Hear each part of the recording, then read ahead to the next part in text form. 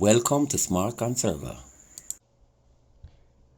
I do have use for used car batteries. These are the batteries that are really too weak to even start the cars. These used car batteries are what I use to operate the solar, turtle pond, and two fountains that I really have in the yard. Now, these batteries, they're all charged by panels and charge controllers.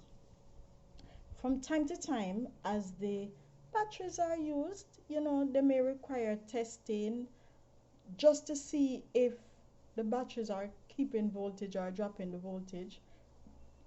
Now, normally I would use a multimeter tester, and this is used to check the voltage to see if the batteries fall below that 12 volt, as it's only 12 volt batteries I really use. Well, I saw and I purchased a tester pen, and it has voltmeter and a probe. With this tester pen, it has a clear LED digital backlit display, and this is designed for voltage readings.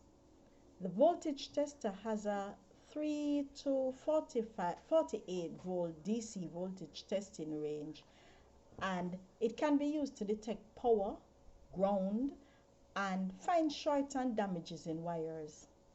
What I like about the tester pen was the handle grip.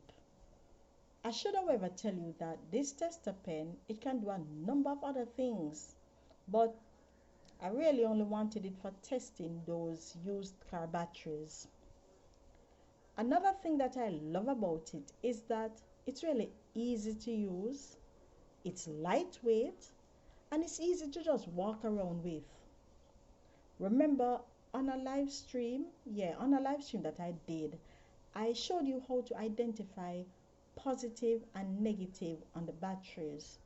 Now, this pen tester, it really shows it too, with the alligator clip showing the black, which represent the negative. It will be what you use to attach to the negative. Now, to test the positive side, that is where the tip of the pen tester comes in, as that is where the positive is. Strangely, the manufacturers, on the other hand, has made this easy for you, and they attach the alligator clip on in their demonstration. You can attach that alligator strip, even though it has the black wires coming down. You can either attach it to either negative or positive, and you would use the tip of the pen tester on either the negative and positive. So if you attach the alligator clip to the black, which is the negative, then the tip of the pen can be pointed to the red, which is a positive. Or if you do the opposite, where you put the alligator clip on the red, then you put the tip of that pen tester on the black, which is the negative. Don't worry, man, you won't burn it up or damage it. Now, for me though, I like to stick with having the black on the alligator clip always attached to the negative, as I guess once you're really used to it in practice, it really becomes a norm. Also, I would really encourage you to do the same. If you're using it, always attach the alligator clip to the negative, so that even if you're not using that and you're using another tester, you won't make that error.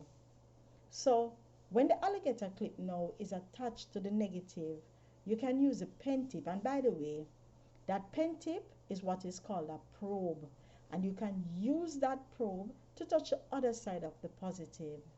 You will see the signal light indicate the polarity, which is red for positive, indicating the reading, or green for negative without readouts. Now, this was really a great purchase, and it came to all under $5 US. It was really useful, and it will be useful, especially to the persons who have trouble remembering positive and negative, and also those of us who really needs to test batteries, find shorts, or even breaks in wires, just as long as you're testing direct current. Remember now, that direct current is not the current that runs throughout your homes. The one that runs throughout your homes is alternating current. So you will see me do tests with this tester pen from time to time in my vlogs, as this is easier to use. And for those of you who really don't understand how to use a multimeter, or according to someone once, they have burnt a lot. So get one of these pen testers, you can't go wrong. And don't remember, because of how this pen tester operates, just try sticking to putting that alligator clip on the block itself. Try it so that it becomes now a norm. But it was a good buy. Overall, I'd probably give it a 9 out of 10. Yeah, a 9 out of 10. And I would encourage you, for those who are going to use these type of things, buy one. You won't regret it. You have come to the end of another series. Join us next time for more ways to conserve.